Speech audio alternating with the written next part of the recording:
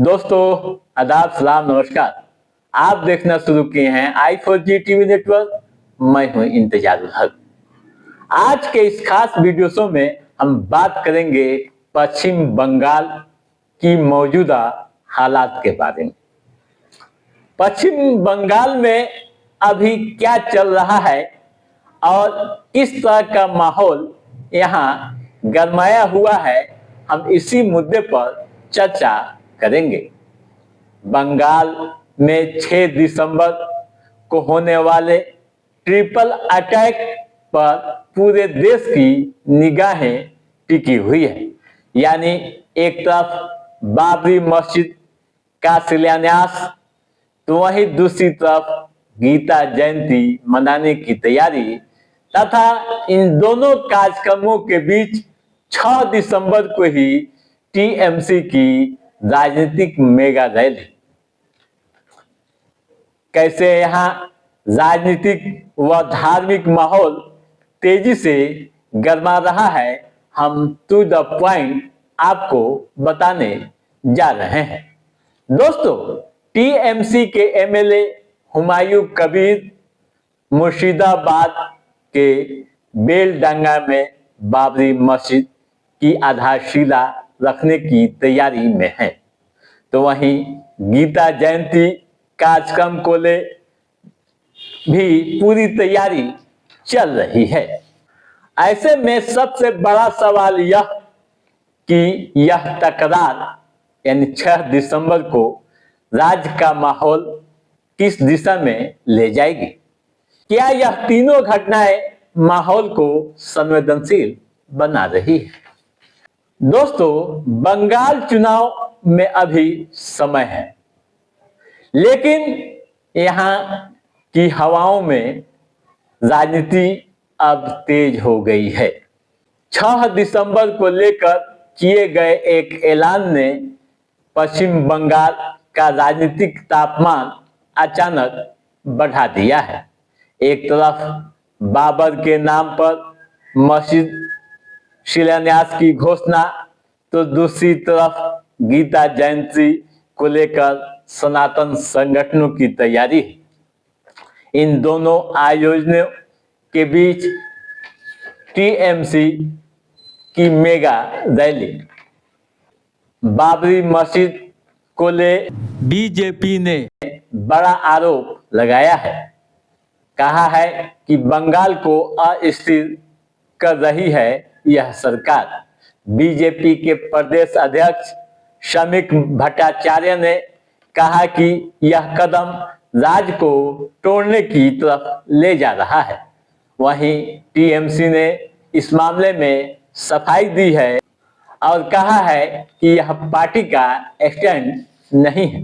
यानी कबीर का बयान पार्टी का आधिकारिक बयान नहीं है। एमएलए निर्मल घोष ने कहा कि उनका यह निजी बयान है। दोस्तों, हम तमाम पहलुओं पर बारी बारी से चर्चा करेंगे, लेकिन इससे पहले बाबर का इतिहास भी जानना होगा। बाबर कैसे भारत आया, यह भी समझना जरूरी है।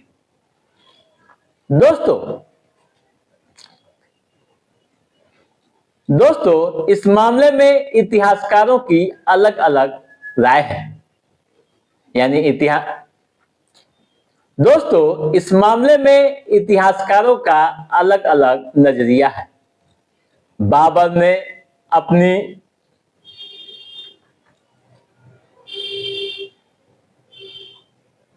बाबर कैसे भारत आया, यह भी समझना जरूरी है। हालांकि इस मामले में इतिहासकारों की राय एक नहीं है। बाबर ने अपनी आत्मकथा बाबरनामा में लिखा है कि जब हम काबुल में थे, तब मेवाड़ के राजा राणा संगा का भी एक दूत अपनी शुभकामनाएं लेकर मेरे पास आया था। इसने अपनी योजना बताई थी कि वो आगरा की तरफ से इब्राहिम लोदी पर हमला करेंगे। मैंने दिल्ली व आगरा दोनों पर कब्जा कर लिया, लेकिन उस शैतान ने मुझे अपनी शक्ल नहीं दिखाई। दोस्तों, मुगल शासक जहीरुद्दीन मोहम्मद अकबर का भारत आगमन 15वीं सदी का एक अहम हिस्सा था, जिसने भारत के मध्यकालीन इतिहास को हमेशा के लिए बदल दिया। 1526 ईस्वी में पानीपत की पहली लड़ाई में बाबर ने दिल्ली के सुल्तान इब्राहिम लोदी को हराकर भारत पर कब्जा किया और मुगल साम्राज्य की नींव रखी थी। अब आइए यह समझने की कोशिश करते हैं कि 6 दिसंबर को होने वाली तीनों घटनाओं पर आगे क्या असर पड़ेगा। दोस्तों, जो सियासी पंडित कह रहे हैं, जो राजनीतिक विश्लेषक कह रहे हैं, उनकी माने तो आप जान लीजिए कि अभी जो बंगाल में हो रहा है वह कहीं से ठीक नहीं है। चाहे बाबरी मस्जिद की शिलान्यास की बात हो या फिर और अन्य घटनाएं समाज को तोड़ने की कोशिश कर रही है।